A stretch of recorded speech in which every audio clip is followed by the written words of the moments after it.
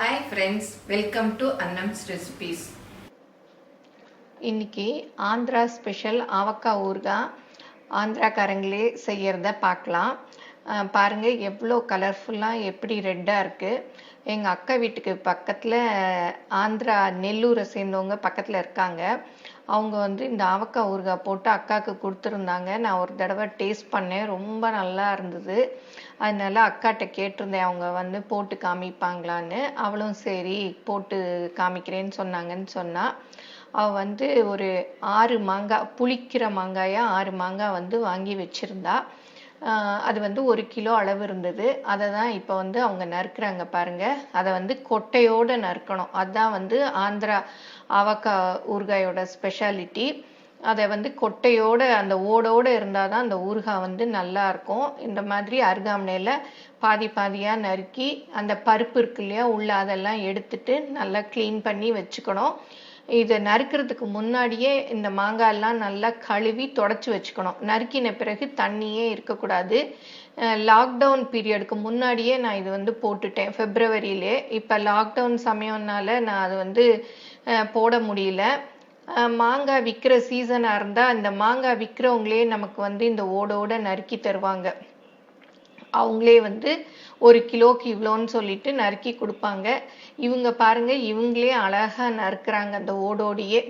நமக்கு எவ்வளோ size piece வேணுமோ அந்த அளவுக்கு அவங்களே அருகாமனையிலே நறுக்கிட்டாங்க. கொஞ்சம் பெருசாக போட்டுக்கிட்டா தான் நல்லாயிருக்கும். ஏன்னா அப்போ தான் ஊற ஊற அது கரைஞ்சாலும் கொஞ்சம் பீஸ் இருக்கும். ரொம்ப சின்னமாக நம்ம நறுக்கிட்டோம்னா அது ஊறுறதுலையே கரைஞ்சு போயிடும். அப்புறம் நம்ம எடுத்து வச்சு சாப்பிடலாம், பீஸ் இருக்காது. அப்புறம் ரொம்ப மாவு மாதிரி போயிடும். நமக்கு எவ்வளோ சைஸில் வேணுமோ அந்த அளவு நறுக்கிக்கணும்.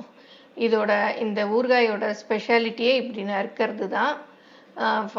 தண்ணியே இருக்கக்கூடாது, ஈரம் இல்லாமல் நல்லா தொடச்சி வச்சுக்கணும்.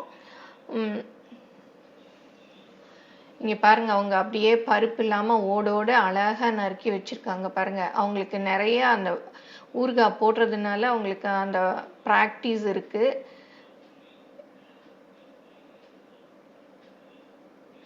இந்த மாதிரி சின்ன சின்ன பீசஸாக அந்த 1 கிலோ மாங்காயும் நறுக்கி வச்சுக்கணும். அதை இப்போ அளந்துக்கிறாங்க. அதாவது 5 டம்ளர் இருக்குது 1 கிலோ மாங்காய்க்கு. அதுக்கு நம்ம மற்ற சாமான்கள்லாம் எவ்வளோ போடலாம் அப்படின்னு பார்ப்போம். நம்ம ஆஸ் யூஷுவல் வச்சுருப்போம் இல்லையா, அந்த டம்ளர் தான். அந்த டம்ளருக்கு 5 டம்ளர் மாங்காய். அதில் 1/2 டம்ளர் அளவு கல்லுப்பு நம்ம ராக் சால்ட் இருக்கு இல்லையா, அது 1/2 டம்ளர். அதையும் மிக்சியில் அரைச்சிக்கணும்னு சொன்னாங்க. அதனால அளந்து கொடுக்குறாங்க பாருங்கள். அப்புறம் வெந்தயம் 1 டேபிள் ஸ்பூன். இவ்வளோ இல்லை, இவங்க சும்மா வறுத்துட்ருக்காங்க. 1 டேபிள் ஸ்பூன் அளவு வெந்தயம் எடுத்துக்கணும். கடுகு 50 கிராம். அதுவும் 1/2 டம்ளர். உப்பு அளந்தோம் இல்லையா, அதே அளவு. அதை வறுக்க வேண்டாம், வெறுமனே வெயிலில் காய வச்சு அதை மிக்சியில் போட்டு அதோட 1 டேபிள் ஸ்பூன் வெந்தயம் வறுத்தோம் இல்லையா, அதையும் போட்டு நல்லா அரைச்சிக்கணும். பாருங்கள், அதுவும் 1/2 டம்ளர் இருக்குது. அதை மாங்காயில் போட்டு நல்லா மிக்ஸ் பண்ணிக்கிறாங்க. அப்புறம் மிளகாப்பொடி அதுவும் 1/2 டம்ளர். நம்ம அரைச்ச தனி மிளகாப்பொடி இருந்தாலும் எடுத்துக்கலாம், இல்லை மிளகாயை அரைச்சி கடுகு, மிளகாப்பொடி, உப்பு 3ம் ஒரே அளவு. அதையும் அதே டம்ளரில் அளந்து அதில் போட்டுக்கிறாங்க. நாங்கள் ஃப்ரெஷ்ஷாக அரைச்சி கொடுத்தா நல்லா கலர்ஃபுல்லாக இருக்கும்னு சொல்லிட்டு நாங்களே மிளகாயை மிக்சிலேயே அரைச்சி கொடுத்துட்டோம். நீங்கள் தனி மிளகாப்பொடி இருந்தால் கூட யூஸ் பண்ணிக்கலாம். அதை அப்படியே மாங்காயில் போட்டுட்டு கடைசியாக அந்த மிக்சியில் உப்பு போட்டு எங்கள் அக்கா அரைச்சிட்டு வந்தா. ஏன்னா அந்த மிளகாய் எல்லாம் அதில் மிக்சியில் இருக்கும் இல்லையா, அதையும் இப்போ போட்டுட்டாங்க, உப்பையும். இதெல்லாம் போட்டு ஒரு 7 பல்லு இல்லை 10 பல்லு அளவு பூண்டு, அதை தோல் உரிச்சிட்டு சின்ன சின்ன பீசஸாக நறுக்கிக்கிட்டாங்க. அது நம்ம தட்டி போடுறதுனாலும் போடலாம், இல்லாட்டா சின்ன சின்ன பீசஸாக நறுக்கி கூட போட்டுக்கலாம். அதையும் இந்த ஊறுகாயில் போட்டு நல்லா அப்படியே கையால் மிக்ஸ் பண்ணிக்கணும். நல்லா மாங்காயில் எல்லாம் கோட் ஆகிற அளவுக்கு நல்லா மிக்ஸ் பண்ணிக்கணும். நம்ம ஈரம் இல்லாமல் இருக்கணும், கை நல்லா ட்ரையான கையோட காஞ்சிருக்கணும். அப்புறம் நல்லெண்ணெய் 1/4 லிட்டர், அதாவது 250 ml. இந்த டம்ளர் இருக்கு இல்லையா, நம்ம மிளகாப்பொடி உப்புலாம் போட்டோம் இல்லையா, அதில் வந்து 2 டம்ளர் அளவு ஊற்றுனாங்க நல்லெண்ணெய். நல்லெண்ணெயாக ஊற்றிக்கணும். ஏன்னா இது ரொம்ப நாளைக்கு நம்ம வச்சுக்கிறதுனால நல்ல பிராண்டாக பார்த்து வாங்கி ஊற்றிக்கணும். ஊற்றி நல்லா எல்லாத்தையும் போட்டு அப்படியே மிக்ஸ் பண்ணிக்கணும். அப்படியே அந்த எண்ணெய் மசாலா எல்லாம் நல்லா கலக்கிற படிக்கு மிக்ஸ் பண்ணிக்கணும். இதை வந்து அவங்க வெயிலில் கூட வைக்க வேண்டாம், வீட்டுக்குள்ளேயே வைக்கலாம், வெயிலில் வைக்கணும்னு ஒன்றும் கட்டாயம் இல்லை அப்படின்னு சொன்னாங்க. பாருங்கள், நல்லா மிக்ஸ் பண்ணிட்டாங்க.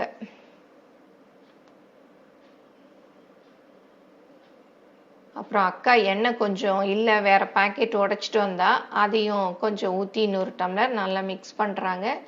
மிக்ஸ் பண்ணி அப்படியே எடுத்து வச்சிடணும். நீங்கள் எவர் சில்வர் பாத்திரத்தில் வைக்காதீங்க, நான் மிக்ஸ் பண்ணுறதுக்காக இதில் வச்சுருக்கோம்.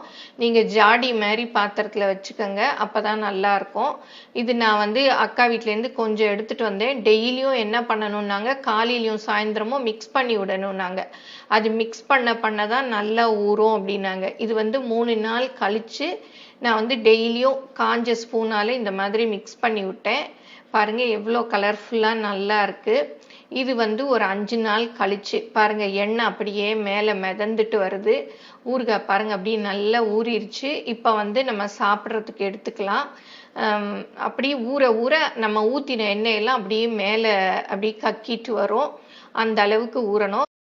பாருங்கள் எவ்வளோ கலர்ஃபுல்லாக இருக்குது.